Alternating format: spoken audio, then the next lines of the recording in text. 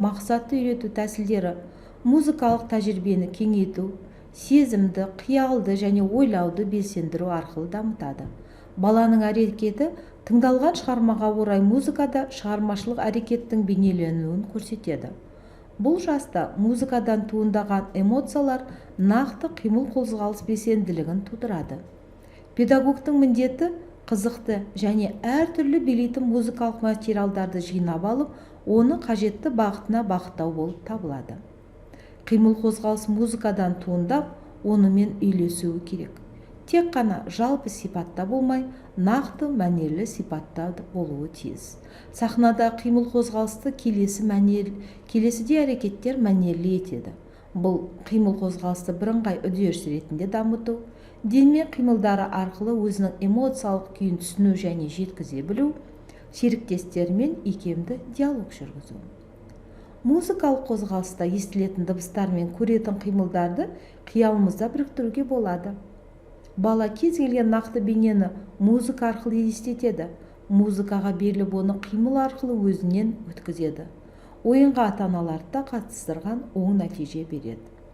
Көркем әдеби шығармалар бойынша драмалау әдеби кейіпкерлердің әрекетін, олардың мінез-құлық әрекеттерінің дұрыстығын, олардың адамгершілік ережелеріне сәйкестігіне талдау дағдыларын танытады. Таныс сюжет бойынша сахналық қойылым қоя білуге, таныс әрекеттерді заттармен, ойыншықтармен жаңа ойын әрекеттеріне алмастыра білуге үйретіледі. Тілдік қатысымдық, ойындық және артикуляциялық дағдылар деп аталатын үшінші бөлімде өзара әрекеттесу тәсілдері жайында сөз болады. 6-7 жасар балалар ойын драматизацияларын көбінесе қалыпты ойындар сияқты олар үшін өздері емес, көрермендер үшін ойнайтын спектакль болып келеді. Осы жаста қуыршақтар мен басқа ойындар, ойыншықтар, кейіпкерлер болатын режиссерлік ойындар қолжетімді болып табылады. Көптеген ойындар баланың қуанышты жағдайы, күту сезімін, келесі әрекеттерге деген қызығушылығын тудыратын жұмбақтан, тосын сыйдан басталады. Егер олардың сахнаға шығуға ынталары болмаса, ешқашан мәжбүрлеуге болмайды.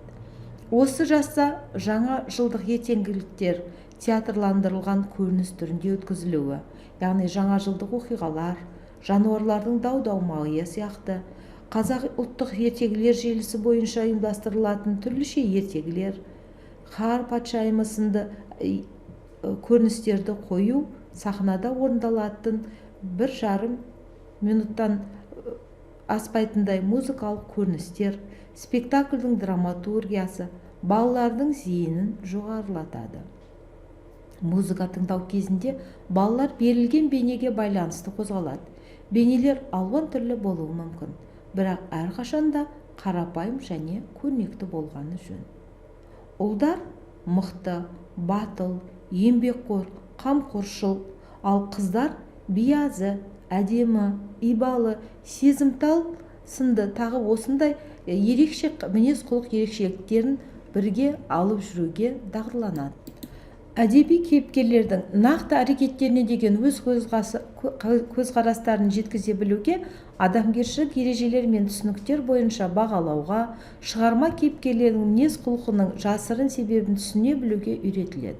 Кітаптағы кейіпкерлерге деген аяушылық, жанашырлық сезімдерін тәрбиелеу, жағымсыз адами қасиеттерге ықпал етуге деген қажеттілік пен ұмтылысты дағдыландырады.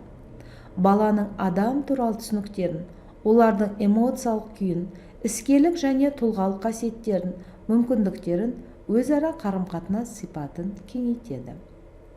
Өзін-өзі тану сабағы бұл баланың кішкентай жасынан бастап өмірдегі ең басты құндылығы адам екендігін түсінуге мүмкіндік береді.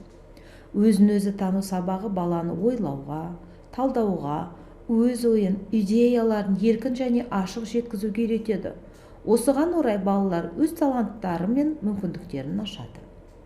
Сабақта тілектестік, жылулылық, позитивтілік, күні бойы сенімді көңіл күйде болу атмосферасын жасауымыз қажет.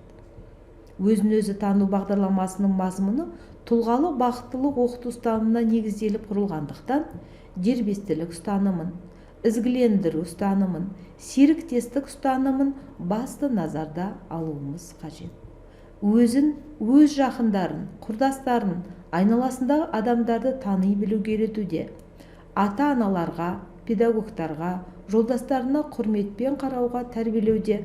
6-7 жастар балалардың жас ерекшеліктерін ескере отырып, мен адам, қарым-қатынас қуанышы, адамгершілік әліппесі, мен және менің әлемім атты негізгі бөлімдердің мазмұнын біріктіру қағидасы негізінде барлық білім беру саласы арқылы жүзеге асырылады.